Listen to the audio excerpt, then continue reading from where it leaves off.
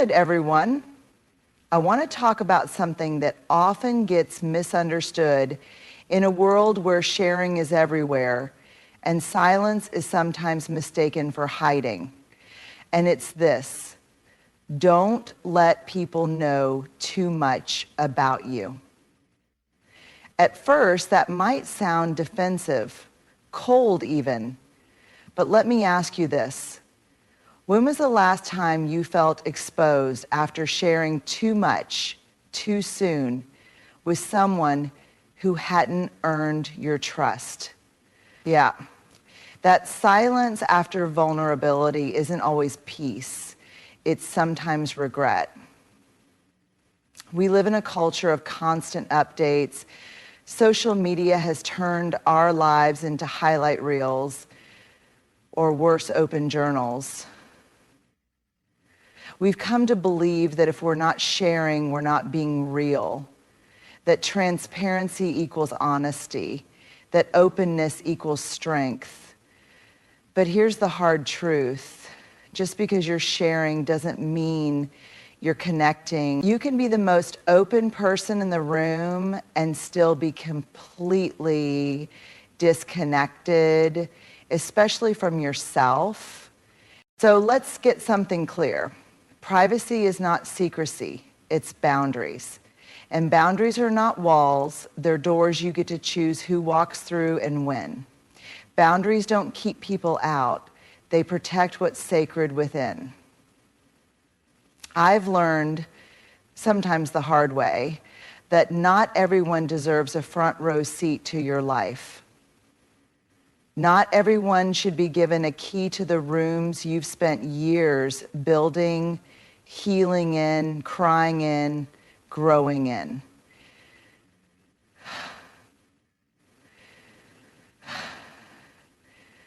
That kind of access, that has to be earned. And that kind of wisdom, it comes from experience, sometimes painful experience. There's a myth that being private means you're cold, distant, or fake, but let me say this as clearly as I can. You can be warm and kind and still hold back. You can be compassionate and deeply human and still not put your pain on display for everyone to examine. Some people will call it guarded. I call it discernment. And discernment is a gift. It's what allows you to pause and ask, is this person safe? Do they have the capacity to hold this part of me with care? Have they shown me they can listen without judgment or gossip? Have they earned the right to hear this chapter of my story? We get into trouble when we confuse vulnerability with performance. Vulnerability is not dumping your soul out in hopes that someone will validate you. That's not strength. That's desperation disguised as open. That's giving away pieces of yourself because you're afraid to stand in the fullness of who you are without applause. Authenticity doesn't require an audience. It requires courage. The kind of courage that says, I can show up as myself, even when no one's watching. The kind that chooses intimacy over exposure, that speaks when it's safe and holds silence when it's not. You know what's funny? Some of the strongest people I know say very little about themselves, at least not right away. They listen, they observe, they create safety before they ever ask for it. And when they do speak, when they finally let you in, it's not performative, it's powerful. Oversharing, on the other hand, is often a trauma response. It's what we do when we were never taught how to be witnessed gently, when we've had to shout our pain to feel like someone, anyone, might care. But we don't have to live like that anymore. We can learn to hold our own stories before handing them to others. We can learn to say, this is mine, and I'll share it when I'm ready, and only with those who've proven themselves safe. And yes, that might mean disappointing people It might mean being misunderstood. People might think you're distant, cold, or even self-centered. But your job is not to make others comfortable at the cost of your own emotional safety. Your job is to stand in your truth quietly, confidently, and with deep self-respect. Protecting your peace is not selfish, it's sacred. So let me leave you with this. You are allowed to be both known and private. You are allowed to share parts of yourself, not the whole story. You are allowed to say, this isn't for you. You are allowed to walk through this world with boundaries that guard your energy, your heart, and your history. Because your story, it's not content. It's not strategy. It's not for consumption. It's a living, breathing truth, and not everyone gets to hold it. Don't let people know too much about you, not because you're hiding, but because you're finally honoring what's yours. This version maintains a grounded, compassionate tone delivered in the reflective, emotionally intelligent style you're looking for. Vulnerability needs discernment, not an audience. That's a hard truth I didn't learn in a classroom. I learned it in the quiet, aching moments after I shared something too deeply, too quickly, with someone who hadn't earned the right to hear it. Vulnerability is one of the most courageous things we can offer another person.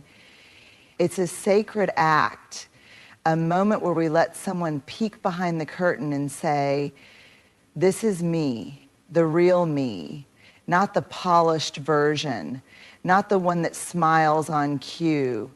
This is the raw, unedited truth. And when it's met with care, with presence, with trust, it builds the kind of connection we're all starving for.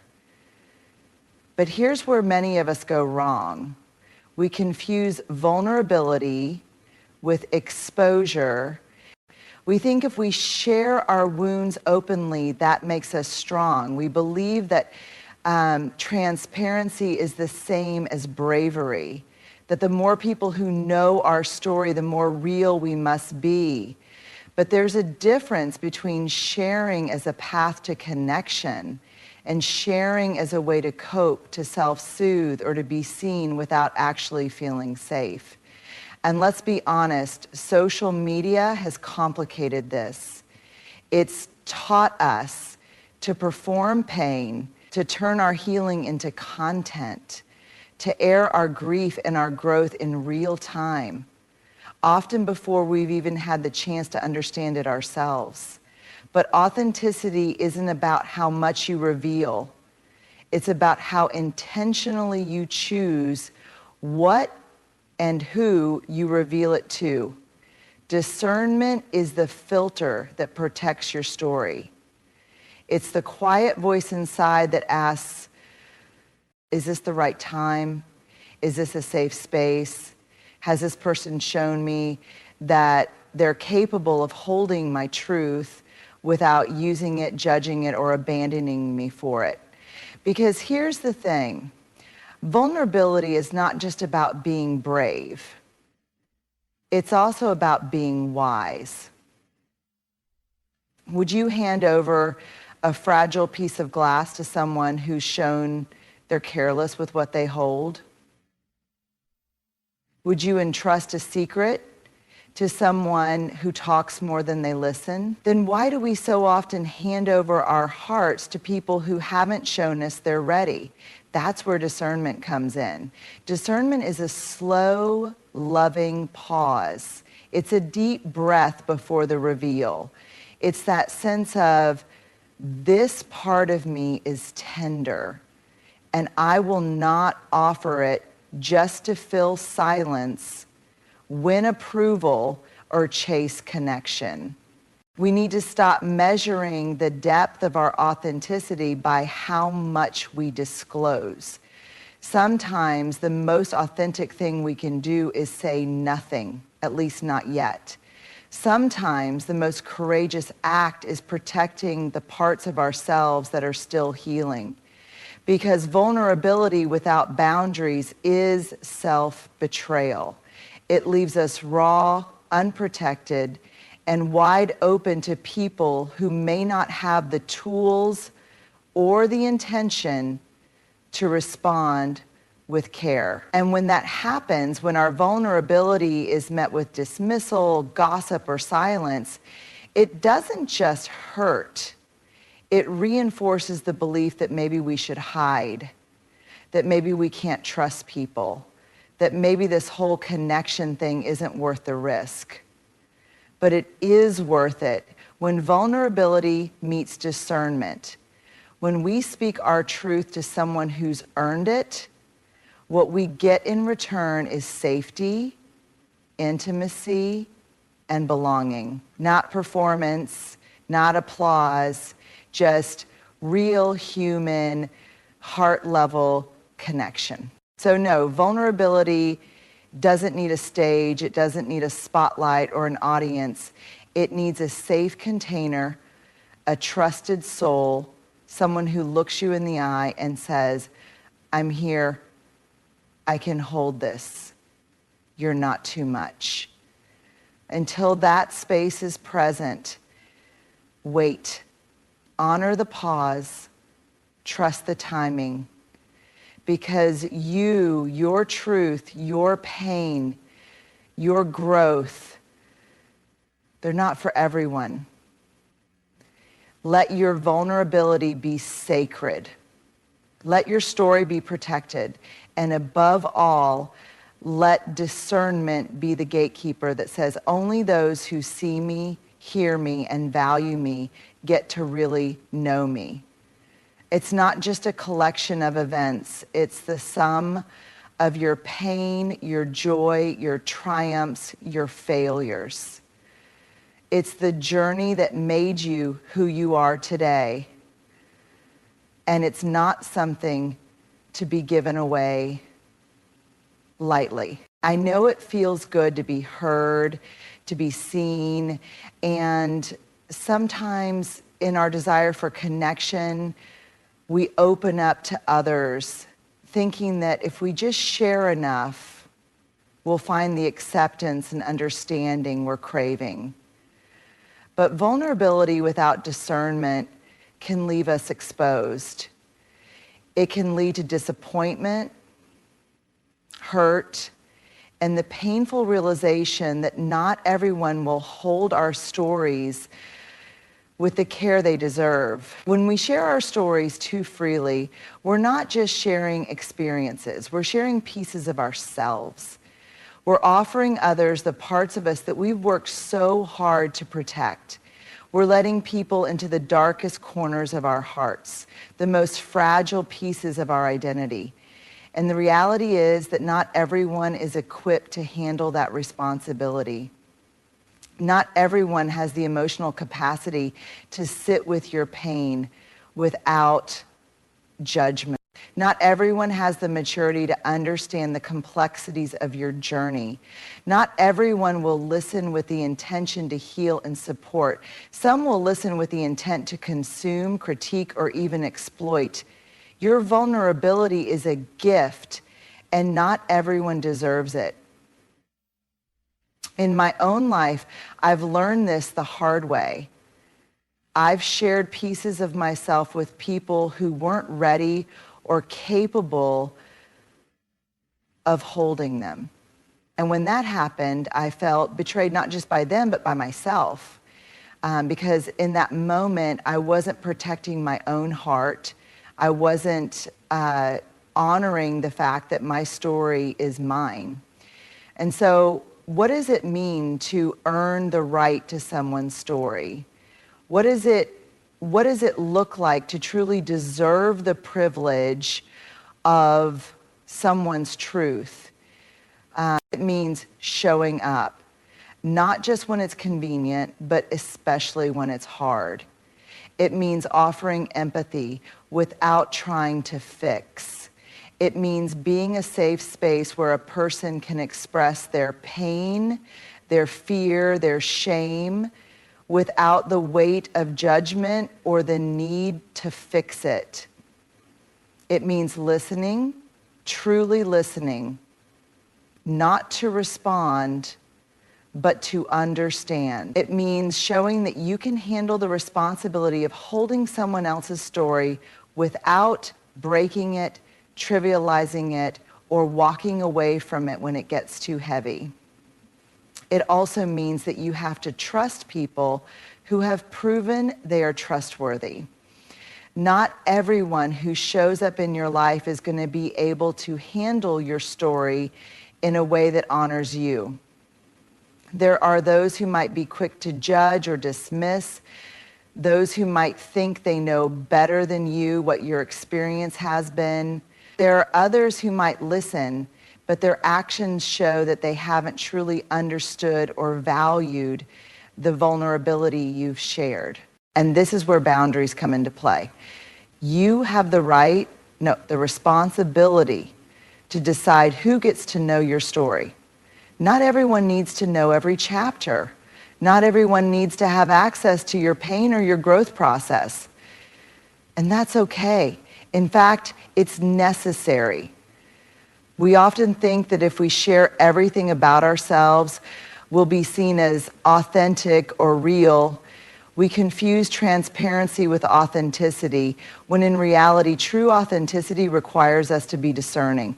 It requires us to protect the parts of ourselves that are still healing, still fragile, still in process. Think about it. If you had a delicate, one-of-a-kind piece of art, would you put it on display for anyone to see? Would you let people touch it, critique it, or take it home with them? Or would you put it in a safe place, only allowing those who understand and appreciate it to get close? Your story is no different. It's a masterpiece and it's yours to protect. You are the keeper of your truth and you get to decide who gets to witness it. It's also worth noting that sharing too much too soon can sometimes be a response to a deep-seated need for approval or a fear of being alone with our pain. It can be a trauma response, a way to be seen, to feel validated. But true validation doesn't come from just anyone. It comes from those who are worthy of your trust. And that kind of trust isn't built in a moment. It's earned over time through consistent acts of care, empathy, and respect. So how do we protect our story? We protect it by learning to say no. No to oversharing, no to people who haven't earned our vulnerability, and no to the temptation to seek external validation at the cost of our emotional well-being. We protect it by setting boundaries that reflect our self-respect. We protect it by being intentional with who we let in and how much of ourselves we offer to them. We protect it by trusting ourselves, by knowing that we are worthy of safe spaces, and by holding ourselves to the same standards of care we would expect from others. Your story is a gift, and not everyone is ready for that gift. But the ones who are, they're the ones who will hold your truth with tenderness. They'll offer you the space to share, knowing that you're giving them. They'll witness your life with the respect it deserves. And in return, you'll find that the connection you've been longing for is real, raw, and rooted in mutual care. So remember, not everyone has earned the right to your story.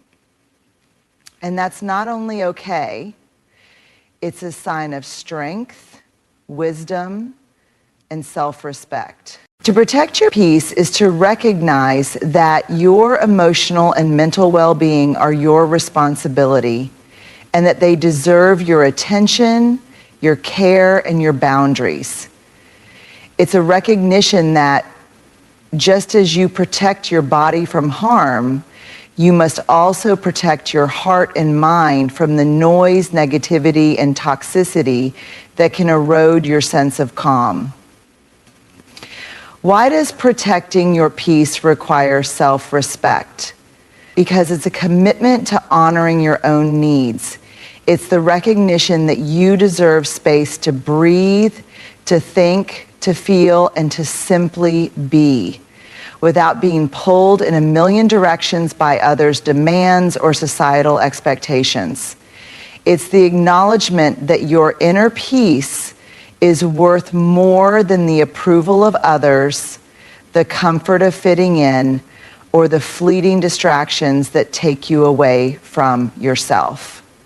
Self-respect begins with boundaries, and boundaries are essential to protecting your peace. Boundaries aren't walls. They're the clear and loving decisions we make about how we allow others to treat us, how much of ourselves we share, and what kinds of situations we engage with. They're the invisible lines that protect our hearts from harm and our minds from unnecessary stress. Setting boundaries is not selfish.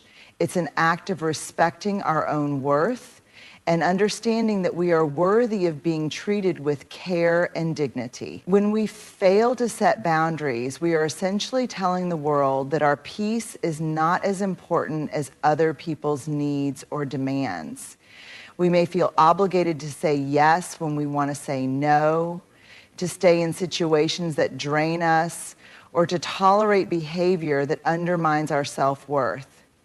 This can leave us feeling exhausted, resentful, and disconnected from our true selves.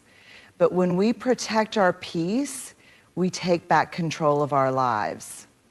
We choose how we want to engage with the world, and we don't allow others to dictate our emotional state. But protecting your peace isn't just about saying no to others. It's also about saying yes to yourself.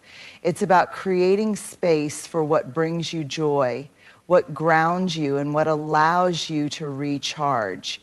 Sometimes protecting your peace means choosing solitude when the world feels too overwhelming. It might mean saying no to an invitation that doesn't align with your energy or your values. It can also mean disconnecting from social media, taking a break from the news cycle, or stepping away from relationships that feel draining or toxic.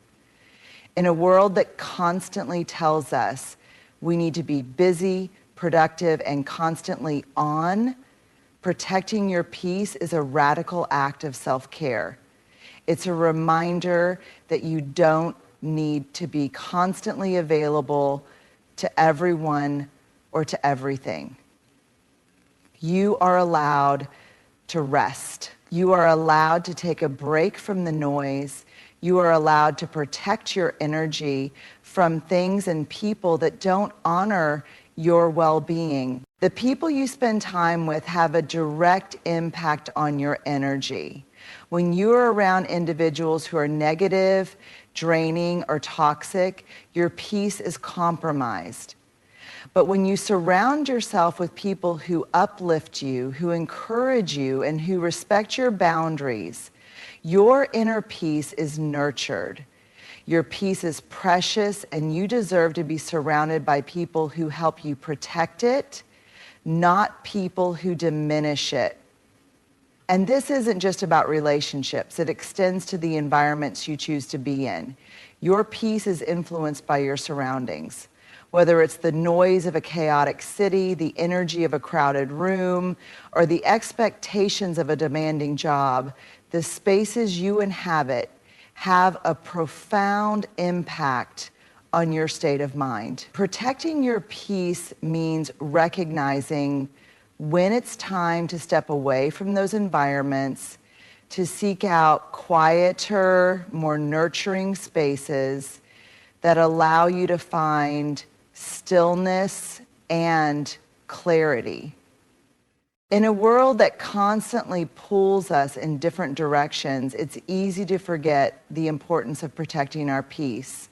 But the truth is, our peace is sacred. It is a reflection of how we value ourselves, how we honor our boundaries, and how we choose to interact with the world around us.